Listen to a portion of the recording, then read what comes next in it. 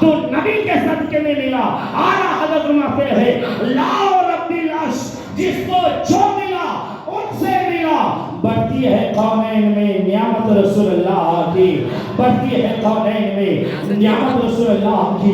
عزیزان ملت اسلامیہ, وقت تو بہت کم رہ گیا ہے. مجھے عنوان دیا گیا تھا جشن میلاد النبی. سرکار کی آمد سے پہلے پہلے دنیا کا ماحول کیا تھا, اس ٹاپک پر کچھ دیر گفتگو کرو. پھر مناظر اہل سنت حضرت علامہ مولانا سمیر احمد جوہر پوری صاحب کے بلا تشریف لائیں گے. میں اپنی تقریر کو خرچ سمیت لوں گا. اے اسلام کے مقدس شہزادوں, نبی کی آمد سے پہلے پہلے دنیا کے اندر کیا ہو رہا تھا؟ نبی کے آنے سے پہلے پہلے اس دنیا کے اندر جہالت کیسی بھری ہوئی تھی. ذرا ملاحظہ کیجئے, نبی آئے تو ہمیں کیا کیا ملا, نبی آئے تو ہمیں ایمان جیسا دولت ملی. آئیے ملاحظہ کیجئے, نبی جب تشریف نہیں لائے تھے, حضور کی ولادت نہیں ہوئی تھی, تو لوگ گھر گھر میں شراب پی رہے تھے, لوگ گھر گھر میں نشہ کر رہے تھے. شراب عام تھی, جوا عام تھا, زنا کرنا عام تھا. زنا کرنا کوئی گناہ نہیں سمجھا جاتا تھا, اور شراب پینا بھی, بلکہ گڈ گڈ پانی جس طرح سے ہم پیتے ہیں. نبی کی تشریف آوری سے پہلے پہلے پورے عرب والے شراب پیا کرتے تھے. کوئی مہمان آتا ہے تو ہم چائے پلاتے ہیں, وہاں کا دستور تھا. جب کوئی محلے کا بھی آ جاتا تو اس کے سامنے شراب رکھا کرتے تھے. اے اسلام کے مقدس شہزادوں, شراب عام تھا, عام تھی. آج کل ہمارا معاشرہ بھی شراب کے جیسے ماحول میں ہمارے نوجوان شراب کے عادی ہوتے جا رہے ہیں, نشہ کے عادی ہوتے جا رہے ہیں. ذرا دیکھیے, وہ زمانے جاہلیت ہے, نبی نہیں آئے ہیں, شراب عام ہے. آج نبی کا کلمہ پڑھنے والے, آج نبی کا نام لینے والے, آج بہت سارے جوان شراب پیتے ہوئے نظر آتے ہیں, نشہ کرتے ہوئے نظر آتے ہیں. اور نہ جانے مارکیٹ میں شراب نشے کی چیزیں تو اتنی عام ہو گئی ہے, کیا کوئی کیا سن کر کے نشہ کر رہا ہے, کوئی کیا گولی کھا کے نشہ کر رہا ہے. میڈیکل پر جائیے, کتا گولی یہ مل رہی ہے. کتا گولی کوئی نام ہی نشے کی گولی کا نام ہے. میں حیرت میں پڑ گیا, یہ نشے کی گولی ہے, اس کا نام ہی کتا ہے. میرے سمجھ میں نہیں آیا کہ اس کا نام کیوں رکھا گیا, مگر جب میں نے غور و فکر کیا تو سمجھ میں آیا کہ نام اس لیے رکھا گیا ہے کہ جس طرح سے کتا جب مدہوش ہو جاتا ہے تو اپنی چاروں ٹانگیں پھیلا کر کے گٹر اور نالی کے قریب پڑا سوتا ہوا مزے لیتا ہے, ٹھیک اسی طرح سے ہو سکتا ہے یہ گولی کا نشے کرنے والے, یہ گولی کا استعمال کرنے والے اپنی ٹانگیں پھیلا کر کے ہو سکتا ہے گٹر میں پڑے ہوتے ہوں گے, ہو سکتا ہے نالی میں پڑے ہوتے ہوں گے. ارے ذرا سوچو تو صحیح, وہ نبی جب تشریف نہیں لائے تو نشہ عام تھا. نبی کونین نے لوگوں کو نشہ چھڑایا, لوگوں سے زنا کی عادتوں کو چھڑایا. آج ہمارا ماحول دیکھیے, آج ہمارے معاشرے کے اندر کتنا نشہ عام ہوتا جا رہا ہے. ایک بھی نشہ آپ نے ملاحظہ کیا ہوگا, ایک بھی نشہ پتہ نہیں یہاں پر بھی لوگ استعمال کرتے یا نہیں. اتنا خطرناک یہ نشہ ہے, اتنا خطرناک نشہ ہے. 1 گرام 4,500 روپے کا ملتا ہے. اس کے کھانے والے کے بارے میں ڈاکٹر کہتے ہیں اس کا استعمال کرنے والے کی عمر صرف اور صرف 2 سال یا 2.5 سال, یعنی یہ ایم ڈی نشہ کرنے والا نوجوان زیادہ سے زیادہ 2.5 سال تک زندہ رہ سکتا ہے. اس کے بعد اسے موت آنی ہی آنی ہے. اس لیے کہ یہ نشہ انسان کی اندر کی ہڈیوں کو کمزور کر دیتا ہے, خون کا خاتمہ کر دیتا ہے, مدام کی طاقت کو نصف نابود کر دیتا ہے. ارے ذرا سوچو تو صحیح, مدینے والے مصطفیٰ ہمیں تمہیں جوان دیکھنا چاہتے تھے, اور جوان کیسا بہادر جوان دیکھنا چاہتے تھے. مصطفیٰ تو یہ فرماتے ہیں اے لوگوں اپنی جوانی کی حفاظت کرو. ایک جگہ میرے آقا فرماتے ہیں اے نوجوانوں تم اپنی جوانی کی حفاظت کرو, تم اپنی جوانی کی حفاظت کرو گے میں تمہیں جنت کی ضمانت دیتا ہوں. معلوم کیا ہوا, پتہ کیا چلا کہ جوانی کتنی اہمیت رکھتی ہے, مگر ہم اپنے ہاتھوں سے جوانی کو برباد کر رہے ہیں. ہمارے نوجوان نشہ کر رہے ہیں, ہمارے نوجوان ایک ڈی گولیاں جیسے نشہ کھا کر کے اپنی جوانی کو موت کے دہانے تک کے لا رہے ہیں. یاد رکھیں یہ نشہ جو استعمال کر لے تو اگر اسے نہ ملے تو یہاں تک کہ وہ باپ ہے یہ نہیں دیتا ہے, ماں ہے یہ نہیں دیتا ہے. کئی اخبار میں نے پڑھا ہو, انقلاب پیپر اٹھا کر کے دیکھیے, کئی رپورٹ آپ کو ملے گی کہ کئی نوجوانوں نے یہ ایمڈی نشہ نہیں پیا, ماں نے پیسے نہ دیے تو ماں کا مرڈر کر دیے, باپ نے پیسہ نہ دیا تو باپ کا قتل کر دیا. اخبار آپ پڑھتے ہیں تو پڑھتے جائیے گا. ارے ذرا سوچو تو صحیح, نشے کے کتنے عادی ہو گئے نوجوان کہ نشہ نہ ملے تو شادی کے زیور اگر بہن کے رکھے ہوتے ہیں اسے چلا کر کے بیچ دیتے ہیں اور اپنی حوث کو پوری کرتے ہیں. اے لوگوں ذرا سوچو تو صحیح, جب بھی نشہ حرام تھا آج بھی نشہ حرام ہے. میرے آقا تشریف نہیں لائے ہیں, گھر گھر نشہ ہو رہا ہے, گھر گھر شراب پی جا رہی ہے. شراب کے لوگ اتنے عادی ہیں, اتنے عادی کہ پل پل شراب پی رہے ہیں, اور یہاں تک کہ گناہوں کا بازار گرم. ماں کے ساتھ زنا, بہن کے ساتھ زنا عام تھا, مگر دیکھیے کہ اس وقت کی عورتوں کا بھی حال کیا تھا. یہی ہندوستان ہے, عورتوں کے ساتھ اس قدر برا سلوک کیا جاتا تھا کہ اگر کوئی عورت کا شوہر مر جاتا تو اسی ہندوستان کی ریت تھی کہ اس کے پتی کے ساتھ ساتھ, اس کے پتی کی چیتا کے ساتھ ساتھ اس کو بھی زندہ جلا دیا جاتا تھا.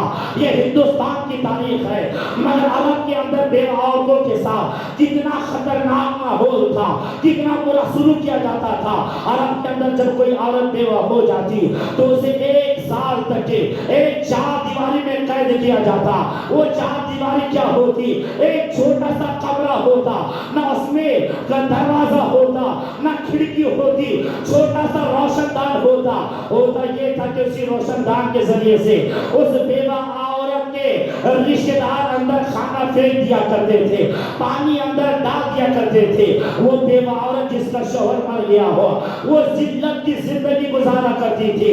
حال یہ تھا کہ لوگ انتظار کیا کرتے تھے.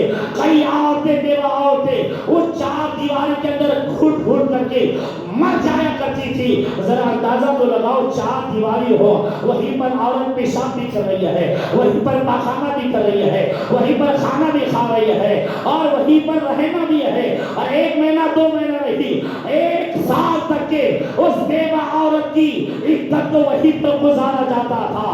اگر 1 سال بہت ساری تو عورتیں مر جایا کرتی تھی, اگر کوئی عورت زندہ بچ بھی جایا کرتی تھی تو پھر اس گھر کو توڑا جاتا اور پھر اس کے بعد اس عورت کو باہر نکالا جاتا. اس پر بھی اس عورت پر رحم نہیں کیا جاتا تھا, بلکہ اس عورت کے سر کے بال کو پھکڑا کیا جاتا, گنجا کیا جاتا. اس عورت, اس بیوہ عورت کے بالوں کو نوچ لیا جاتا. اتنا ہی نہیں بلکہ اس عورت کو گدھے پر بیٹھایا جاتا, اس کے چہرے پر قالین لگائی جاتی اور پھر اسے پورے شہر میں گھمایا جاتا اور باجا بجایا جاتا اور اعلان کرایا جاتا, اے لوگوں یہ بیوہ عورت ہے جس کا شوہر 1 سال پہلے مر چکا تھا. آج اس بیوہ عورت کی عدت کو 1 سال پورا ہو گیا ہے. اچھا میری سمجھ میں یہاں تک کیا آیا, یہاں تک کہ یہ ظلم و ستم تھا. مگر ظلم و ستم اتنا ہی نہیں بلکہ گدھے پر بیٹھانے کے بعد, چہرے پر قالین لگا دینے کے بعد میں عرب کے چھوٹے چھوٹے بدماش بچوں کے ہاتھوں میں نوکیلے پتھر دے دیے جاتے اور باجا بجانے والا, اعلان کرنے والا آگے اعلان کرتے چلا جاتا. یہ بیوہ عورت گدھے پر بیٹھ کر کے اور گدھے پر بیٹھا دی جاتی. پیچھے چھوٹے چھوٹے بچے, بدماش بچے جن کے ہاتھوں میں پتھر ہوتے, وہ پتھر سے اس بیوہ عورت کے سر پر نشانہ لگا لگا کر کے اسے مارتے. اب ذرا سوچو تو صحیح, نوکیلے پتھر ہو, سر گنجا ہو, بتاؤ نزدیک سے نشانہ دے کر کے مارا جا رہا ہو, کتنی عورتوں کا سر پھٹ جایا کرتا, خون بہنا شروع ہو جاتا. یہاں تک کہ پورے شہر میں گھمانے کے بعد میں اس بیوہ عورت سے کہا جاتا, اے بیوہ عورت سن لے, تجھے گھر سے باہر نکلنے کا کوئی ادھیکار نہیں ہے, تو گھر سے باہر نہیں نکل سکتی ہے, تجھے گھر میں ہی رہنا ہوگا. اللہ اللہ, ذرا سوچو تو صحیح, اسی خطرناک ماحول میں جب ہمارے تمہارے آقا تشریف لائے, حضور تشریف لائے, حضور نے جب یہ ماحول دیکھا دیکھا. اللہ اللہ, حضور کی جب 25 سال کی عمر ہوتی ہے, حضور نے دیکھا بیوہ عورتوں کے ساتھ میں یہ سلوک کیا جاتا ہے, مگر یہ کن بیواؤں کے ساتھ میں کیا جاتا تھا؟ وہ غریب بیوہ ہوا کرتی تھی, وہ غریب خواتین ہوا کرتی تھی جن کے ساتھ میں یہ سلوک کیا جاتا تھا.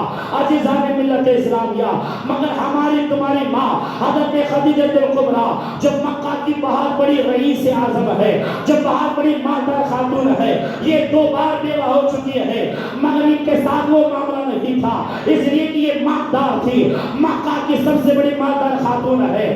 آج کے جب دیکھیے میرے آقا کی عمر شریف 25 سال ہوتی ہے اور میرے آقا نے ارادہ فرمایا, نکاح کرنے کا ارادہ فرمایا, تو عرب کے ماحول پر نکاح ڈالی, تو خیال فرمایا بیوہ عورتوں کے ساتھ کتنا خطرناک سلوک کیا جاتا ہے, بیوہ عورتوں کو ذلیل کیا جاتا ہے.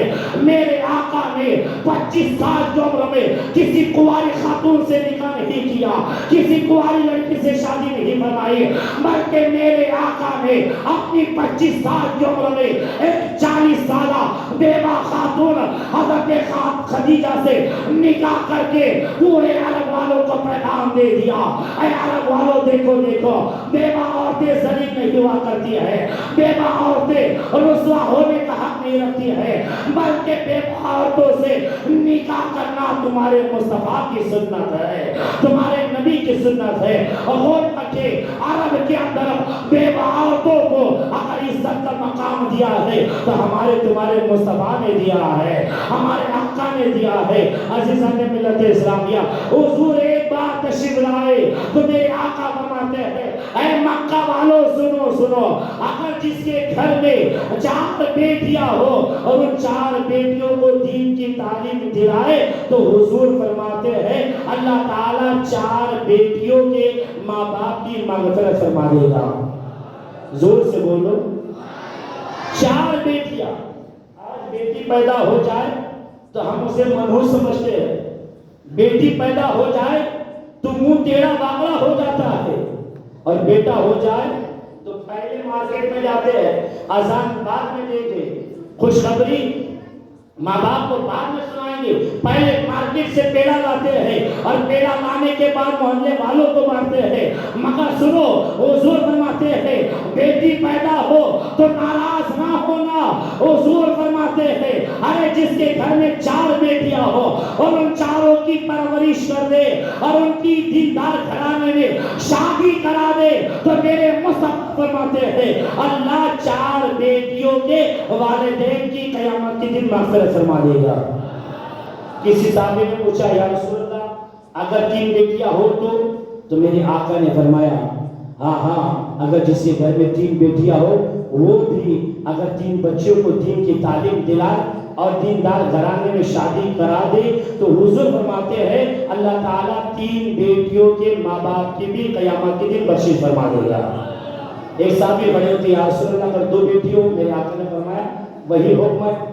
کسی صحابی نے عرض کیا یا رسول اللہ اگر 1 بیٹی ہو تو میرے آقا نے فرمایا ہاں اگر اچھے 1 بیٹی ہو اسے بھی اگر دین کی تعلیم دلائے اور دیندار گھرانے میں شادی کرا دے تو اللہ تعالیٰ 1 بیٹی کے ماں باپ کی بھی قیامت کے دن مغفرت فرما دے گا. پردے کی آڑ میں سے ہمارے تمہاری ماں ام المومنین حضرت بی بی عائشہ صدیقہ رضی اللہ تعالیٰ عنہ کھڑی ہوتی ہے, عرض کرتی یا رسول اللہ صلی اللہ علیہ وسلم اگر کسی کی کوئی اولاد ہی نہ ہو تو اس کے بارے میں آپ کا حکم فرماتے ہیں. زور سے بولو.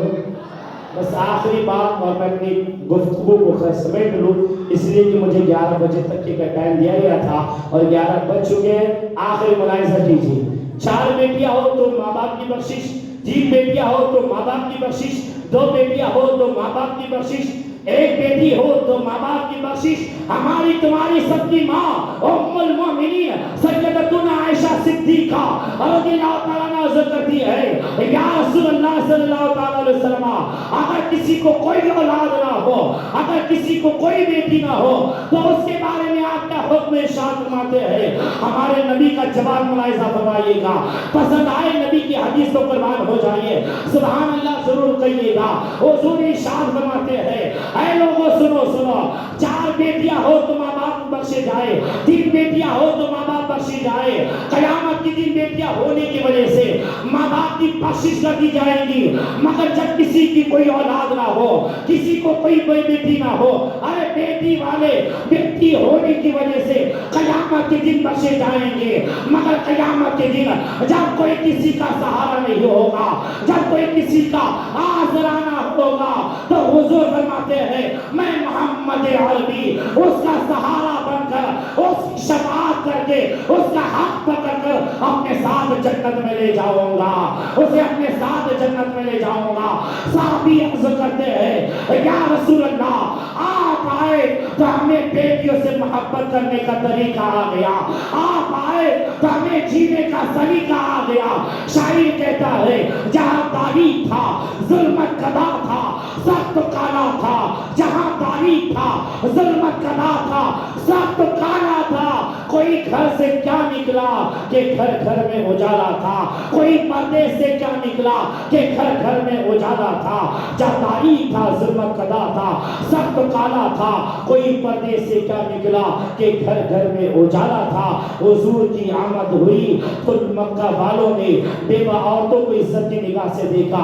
हुजूर की आमद हुई तो मक्का वालों ने नहीं बल्कि पूरे अरब वालों ने अपनी बेटियों से मोहब्बत करने का तरीका सीखा।